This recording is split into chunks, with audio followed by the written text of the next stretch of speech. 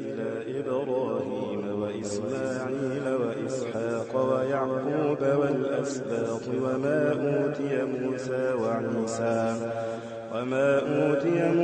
وعيسى وما أوتي النبيون من ربهم لا نفرق بين أحد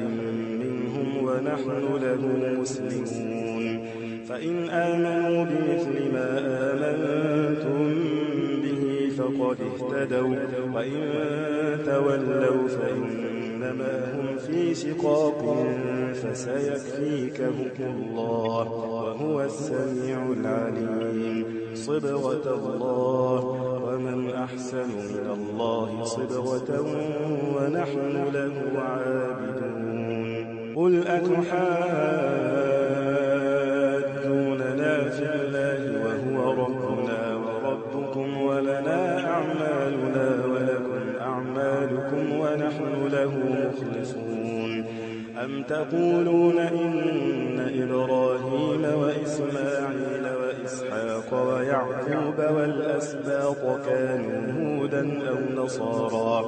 قل أأنتم أعلم أم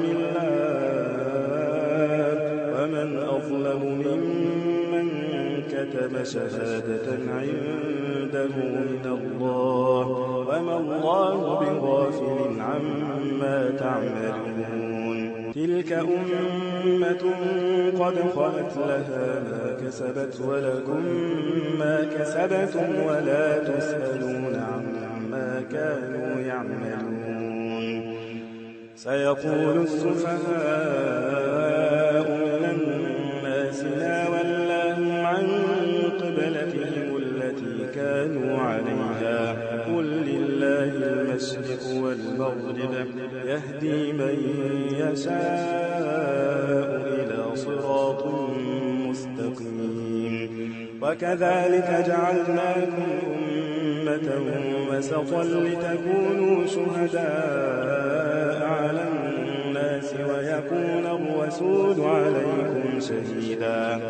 وما جعلنا القبلة التي كنت عليها إلا لنعلم من يتبع الرسول ممن ينقلب على عقبيه وإن كانت لكبيرة إلا على الذين هدى الله